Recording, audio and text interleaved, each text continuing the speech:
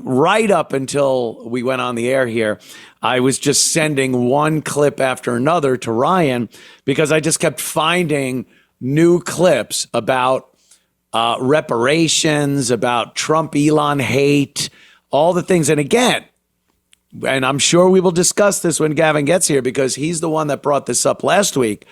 Black women are the cannon fodder for the Dems. Democrats, liberals, mental patients. The black women are being just put out there on the front lines. Fire. It's amazing. And now with everything going on, this is hilarious to me. With everything going on in this country, how the Trump is just steamrolling along here. And the Democrats are trying their best to lie and cheat and use the propaganda media to get out of this trouble they're in. I mean, they're being exposed as the thieves that they are and have been for quite some time.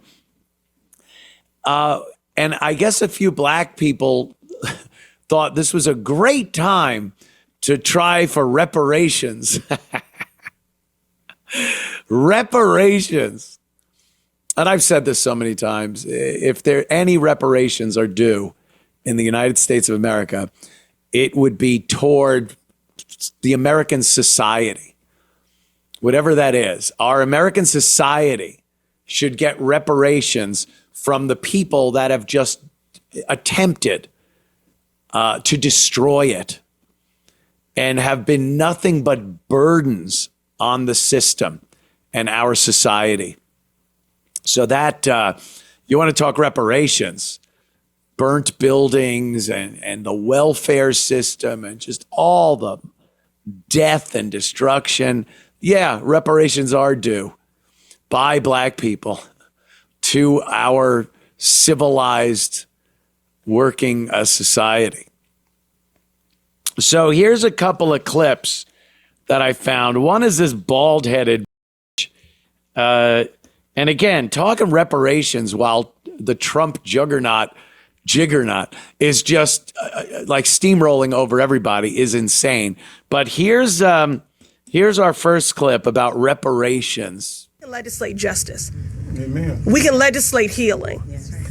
And we're certainly long overdue. And for those that would say we need to just get over it, that's interesting. When as a nation, you are benefiting right now from an economy that was built on the brutalized backs and the indignities and the horrors of chattel slavery and our African ancestors. We can legislate justice. The balls of this one.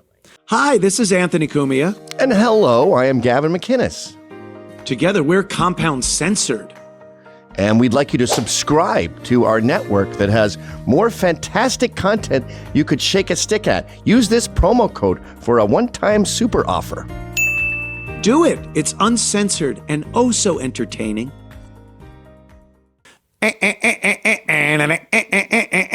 It's like a negative of the old Six Flags commercial.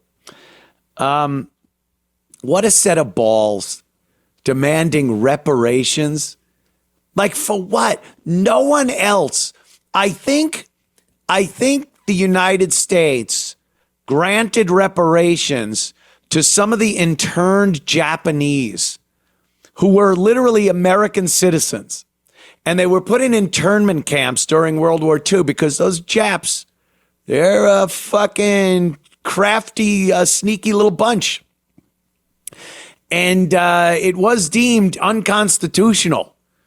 And, they were like, yeah, I think they deserve a few bucks for hanging out in an internment camp during World War II.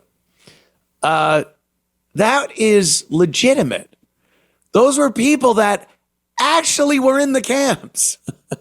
They were there. This is insanity. This is people that were enslaved hundreds of years ago by people that have been dead for 100 years. And there's no one is owed anything, and no one owes anything to these people.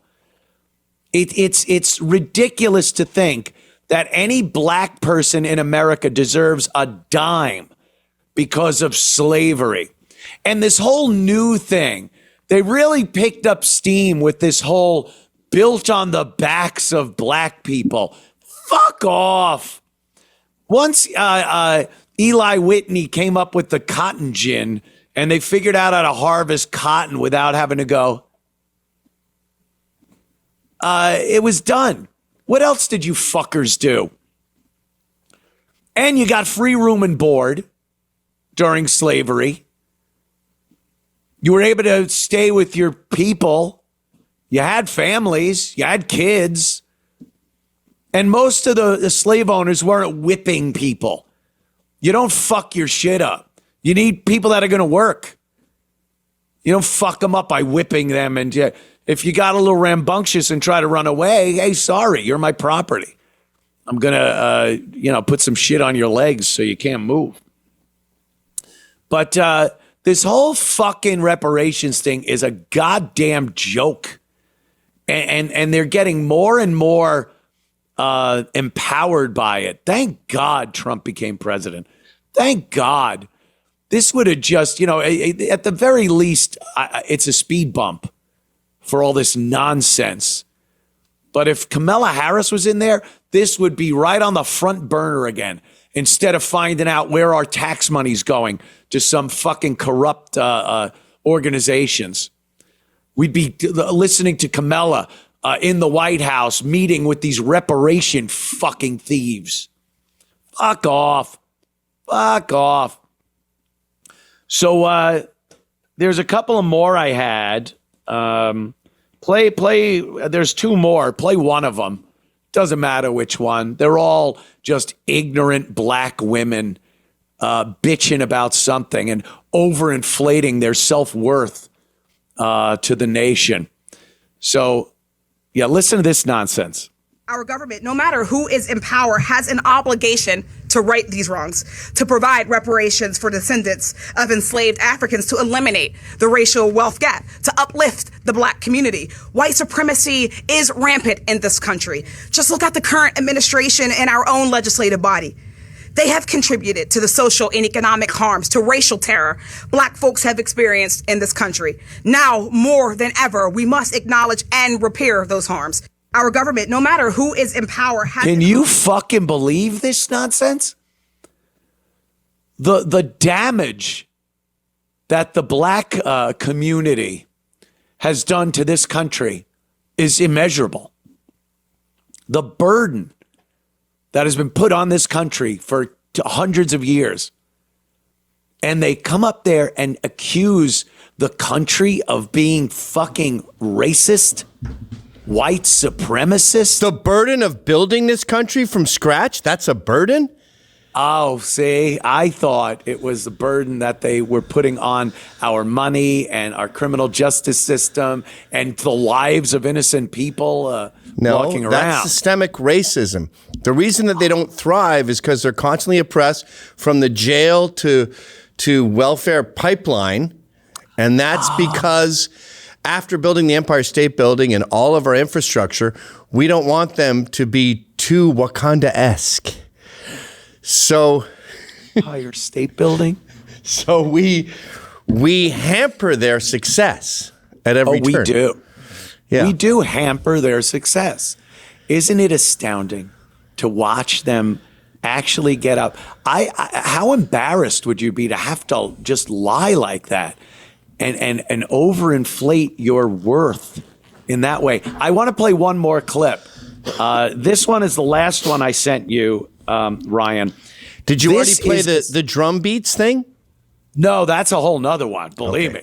But look at the delusion in this woman as she says what she's going to say. Play this. Black excellence scares Donald Trump. It scares Stephen Miller. And it scares Elon Musk. Because you know what? Deep down, they recognize their own mediocrity. And so they're doing everything they can to entrench the racial wealth gap. Black excellence scares. Black excellence scares Elon Musk because of his mediocrity. Mediocrity. Did you see his machine catch a flying building? Yes, with pegs this big. Right. With little trailer hitches. Yes, literally. And he caught a flying building that fell from space. That's mediocrity. That's mid.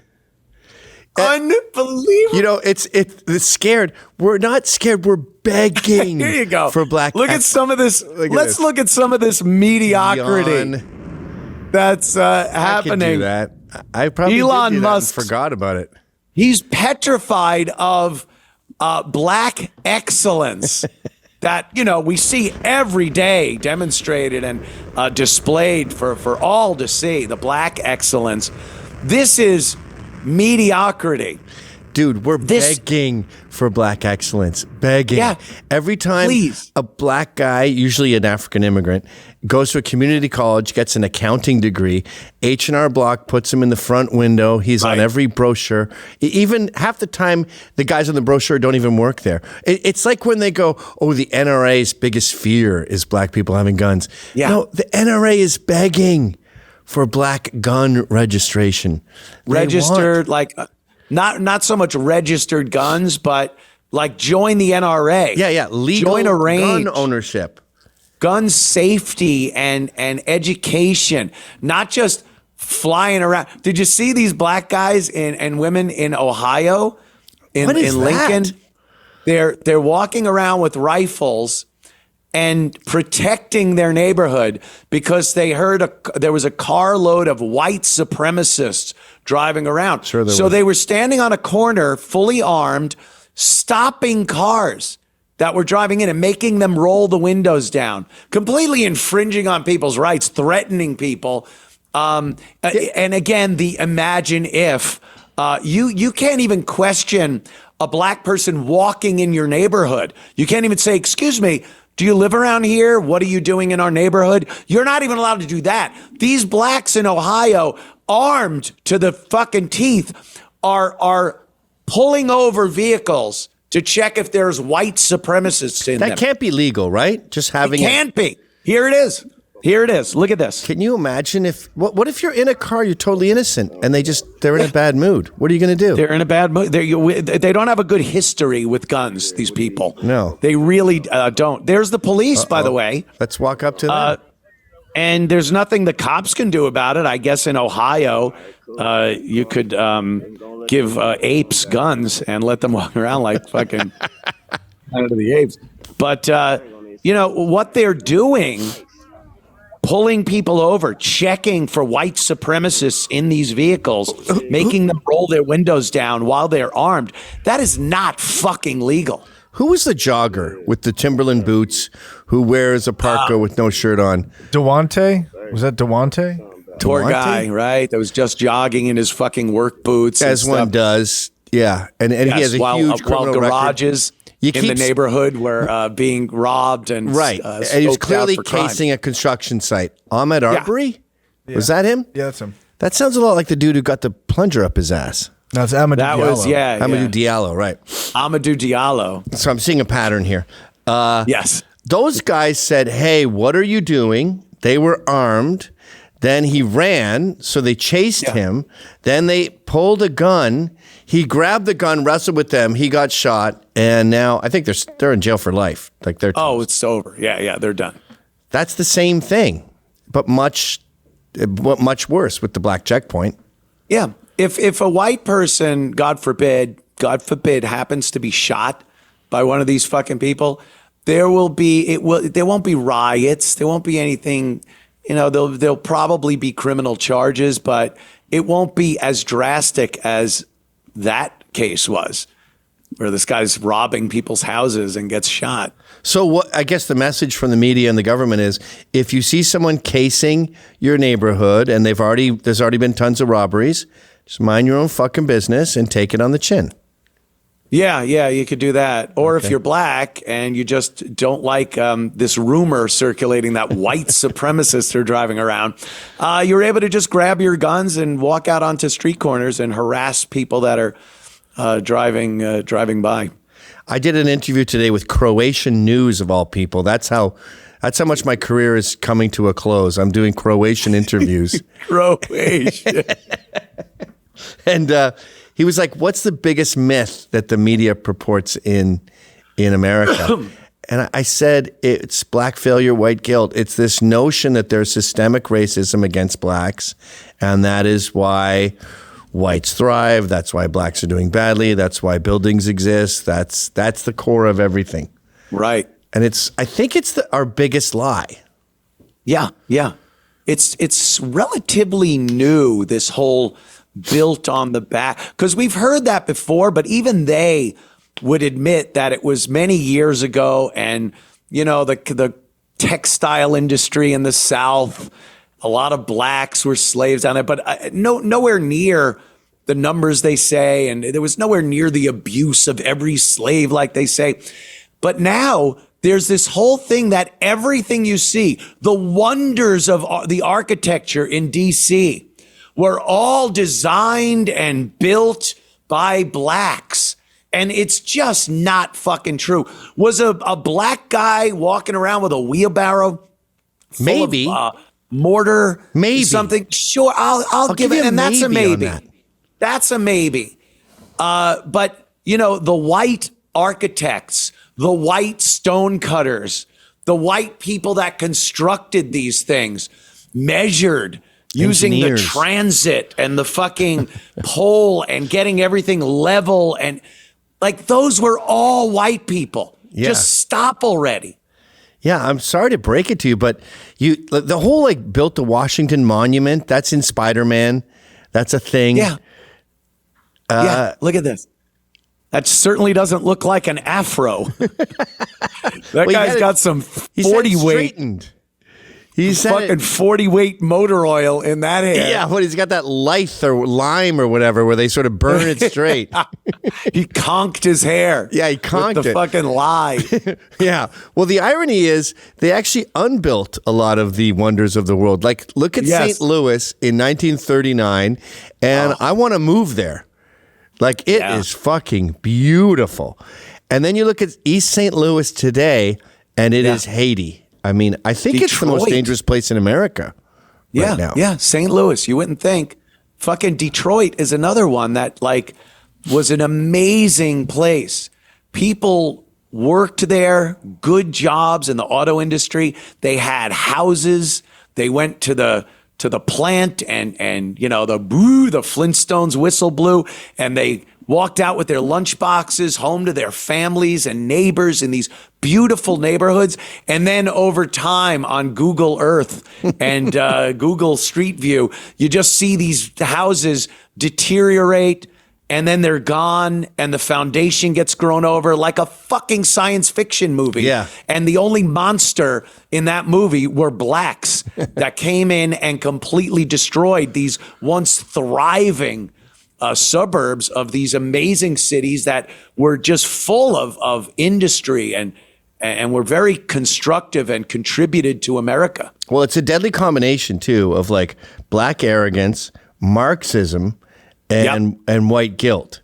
And Jim Goad makes a great case that Detroit was just destroyed by Martin Luther King and his unions bitching about black workers not making enough and pushing up the price of making a car until it became cost prohibitive. Meanwhile, Henry Ford was one of the fairest CEOs in history. The racist? Yeah. The racist Henry Ford? The racist anti-Semitic Henry Ford was one of the Anti-Semitic Henry fairest. Ford? As far as salaries for his workers go, it's unprecedented and hasn't been matched since.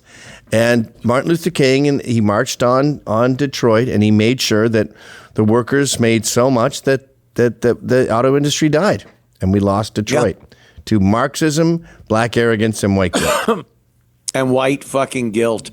And then once white guilt turned into white flight, and all those beautiful suburbs look at this. Was that Detroit? Oh my God. Look at the architecture. It's insane. They It look looks like a castles. movie. It It's like looks like Willy where the king Wonka lives. fucking lives there. Yeah. Look at that. The work, the craftsmanship. Detail, stone cutters and fucking masons and it's just fucking. Is that one building? Yeah, The ugliest building. But they is even have some decor on top. There used to be more fanciness on the top. That's gone now too. fanciness. Unbelievable. Yeah, the whites just fucking finally, in the middle of the night, so as not to feel guilty, they ran. They fucking ran from Detroit. And what was left was, again, like South Africa, they don't know how to care for anything. They don't know how to upkeep things. Howard Stern talks about that. He goes, my neighbors moved. Where was he now on Long Island? Roosevelt. He goes, in the middle of the night, they moved out. And because they talked a big game, but they didn't want to, pay the piper. And then, so that was bad, right? And then the other thing Howard Stern talks about is how he was relentlessly bullied his entire life by blacks and called a cracker. Yeah. And In it looks like they were right to move out at any time of the day or night. Anytime. Like you also, oh God, you also don't want to be left holding the bag. It's like a stock or one of these shit coins that are out. Like you don't want to be the last white person left in a neighborhood where all your white neighbors left, blacks are moving in, and now the value of your house is shit. So a lot of these people, when they started seeing this happening, the smart ones got the fuck out of Dodge. What are you going to do? Be this virtue signaling asshole left with a valueless house in a violent fucking filthy neighborhood? The Stearns. Fuck you, I'm leaving. That's the Stearns. Or I think you tweeted this a million years ago, but there was that one white girl who went to an all-black college, an all-black high school, and her mother was like showing that equality matters. I think she wanted to be the mother of that black girl in like 1945, who was the first to go to the all-white school. She thought I could get some of that cachet. Yep. And then they show the girl's mugshots over time as she becomes a fucking facial tattooed mess head. Yeah. Destroyed over the years. It's child abuse, if you ask me. Yeah. It's negligence. It's like leaving a child in a crib with a shitty diaper and sores all over it. It's the same thing. You're putting your child in an environment that is not safe or healthy for them. For your own whatever motive it is, virtue signaling or guilt, or you want to show how awesome and liberal you are, you're destroying your child. It's Kendrick Lamar's "They Not Like Us." Like I think white people are the least racist people ever, especially conservative whites. Absolutely. And they assume everyone else has the same goal. But Asians hate blacks. Asians see whites as weak and sentimental and silly and trite. Blacks vehemently despise all whites, especially Jews. Asians they see as like evil snakes. Like they have voodoo levels of racism. Voodoo. And the real ironic part of it is they're the only ones that'll give them services and goods in their neighborhoods. Well, maybe that's why they hate them so much. They see them on a daily basis. Yeah, well then do it yourself. That's always been so successful when black businesses open up in black neighborhoods. They're the first ones to be fucking robbed. Well, it's always, every time they show black businesses, like, who was it? Drew Barrymore has her talk show, and she's always encouraging business and investing in entrepreneurs, which is a noble pursuit, I would say, but she wants to make it diverse. So it seems like 50% of the businesses she invests in are black. And what are they? It's vegan ice cream. It's spicy popcorn. So you just make popcorn and you put like paprika on it or some cayenne shit. pepper in there or something. Yeah, you throw some Yeah. throw some powders on it. And then there's hair care products, makeup. It's Big never one, like nails, a new type of engine. Yeah. It's shit that you don't really need. It's not necessary. Yeah. It's not like, the computer. Oh, have you seen the other clip? Did I send you the one about the African drum? Oh, yeah. Oh, okay. Yeah, I said you need a hernia to take this seriously. Yeah, yes. Okay. Yeah, this one is African drums were the start of the computer, the phone, everything. Look at this logic. This, by the way, is the black excellence that woman was talking about. They look at this progression, this ridiculously insane, delusional progression that this gentleman is making here, as we came up with computers. This is what they're saying, and this is the black excellence that they're talking about. Reality is beating a drum. Their idea of the black excellence is that beating of a drum is the computer. So black people invented the computer. It's childish. It's retarded. Let's spend the rest of the show, the next half hour, trying to get to the bottom of this. Yeah. Like you go into the African drum language, which just white boys stole it and called it the Morse code. Okay. Mm-hmm. They took that same pulsation and rhythm, and now they call it the telephone. They took the same pulsation and rhythm, and now they call it a computer, which is nothing but African drum. But if you don't attach people to the computer, you don't see it. So, like you go into the Can you fucking, I cannot for the life of me. Morse code? Okay, I will concede that bongos, when you get really good, they do sound pretty crazy. You're like, wow, that would take me probably like a year to get that good. So, okay. Right. Africans and drums are good at drums, and they surpass other drummers. Okay, I'm open to that. But the whole point of Morse code is to not have a beat. It's beep, boop, boop, boop, beep, boop. If you had a beat, I mean, I guess you could incorporate a beat into it, but the whole point is like, I need to make this letter unique. So doot, doot, doot, doot, doot, space. And how do you could maybe explain the dots. How do you explain the dashes in Morse code on a drum? There's no such thing as a dash on a drum. Right. They're all Boom. dots. There's no like boom. No. And your whole point of Morse code is to isolate S. Like what's SOS? It's like boop, boop, boop, boop, boop, boop, dot, boop, dot, boop, dot, boop. dash, dash, dash, dot, dot, dot. So I need you to focus on my S. So I don't want anything. I don't want any continuity. So I want like a blank space and then doot, doot, doot. Okay, you got that? That's the S. Now I don't want you to think about anything else. I have something new to present. Silence. Shh. Okay. Doot, doot, doot. Okay, back to. There's no like boom, ba-doom, ba-doom, boom, boom. No, there's no like. And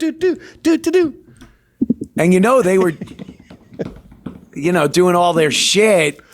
It makes no sense, even with Morse code, to then carry it to the telephone. That's an even bigger Does stretch. he think like the beep boop bop boop beep boop boop, like dialing the phone? Or does he mean frequencies like sine, cosine? Right, airwaves? like right. Well, you can't own frequencies. That's like or impulses through the phone line. Yeah, like as you speak. It's converted to an electronic signal, a voltage that's then shot down the line in various impulses. Is he trying to equate his savage monkey skin drum with the amazing Alexander Graham Bell invention of the telephone? I mean, the irony is the whole point of the digitization of the voice is to make things continuous and unique. So like if it was like, hi, I'm going to the store. What you doing? Like it's harder to hear when it's the whole purpose of communication is distinct points. Hello, my name is Gavin. I am talking to you, Anthony. Yeah. Like I don't want anything to touch anything else. It's about unique sounds. Drums are the opposite. Drums are like, try to think of this all as one big vibe. He just sees it as a rhythm. Meanwhile, look at the vocal waveform of someone talking. It's all over the place. Map. It's loud. It's low. The frequency waves are spread out. They're close together. Like it's very diverse, if I may say. Yes. To say that the drum, like it's so ridiculous. And the American Indian had some form of drum communication. Yep. You know when they say smoke signals or drum things? First of all, you know, from cartoons, you'd always get like, oh, smoke signals. And they do this and words would spell out. It'd be like that. It was all just like, it's like you'd hear a drum and go, oh, they're mad. Like, like loud. You go, oh, they're mad. You didn't get these detailed fucking messages from a drum. It's like, oh, they're playing the tune of Celebration. It was very vague. And who the fuck are you to think you own drums? Do you want to go back to like the history of Indonesian drumming with their little pung, ping, pong, pung, pung, ping, pong, pung, ping, pong? Can't imagine. I would assume the drum was the first instrument ever played by cavemen. Some caveman all bored. He's out there. There's no mastodons to hunt. And he just takes his club and he's like, dunk, dunk, and starts doing it in a rhythm. There. That's your first drum. A fucking stupid caveman. It's this myopic obsession American blacks have with themselves. And they talk, like they go, cops are the American police force derived from slave catchers. Which I'll look into it. I'm guessing it's bullshit, but okay. Let's just say hypothetically that's true, right? At least in the South or something. Okay, now explain to me Indonesian cops, Peruvian cops, fucking cops in 4th century Beijing. Like, are they all slave catchers? No, they never heard of those places. So they're absolved. No, it's all about them. Every single thing that we have, use, believe in, everything is derived from the black somehow. They will not let go of that. And now they're demanding, again, reparations, which I said was such a joke. With everything going on right now, you think anyone wants to hear these fucking idiots talk about, we're going to hand you over money? We're talking about saving American taxpayers' money right now. We're taking away millions from these dumb programs. And you think you're going to slip fucking reparations in there? Wait, I didn't know this. You're hearing new talk of reparations? Oh yeah, play the old bald bitch from the beginning again. Ayanna Ryan. Presley? Yeah, I think it's her. Elvis Presley's granddaughter? I can never tell, but she's the bald black bitch. By the way, if your wife is bald and she's like 5'10" and she's not wearing her earrings and you're fucking her from behind, you were looking down at Lou Gossett Jr. So if your husband doesn't mind that, he's gay. Yeah. Your husband's gay. Yeah. Legislate justice. Amen. We can legislate healing. And we're certainly long overdue. And for those that would say we need to just get over it, that's me. That's interesting. When as a nation you are benefiting right now from an economy that was built on the brutalized backs and the indignities and the horrors of chattel slavery and our African ancestors. Just got to say chattel, right? So indentured servitude doesn't matter. Because it makes it sound like cattle, which makes it sound like an animal. Absolutely. Like that, a moron will go like, a chattel? They treated them like cows? Because they're fucking morons. So if you enjoyed that clip, then subscribe to Compound Censored using this promo code.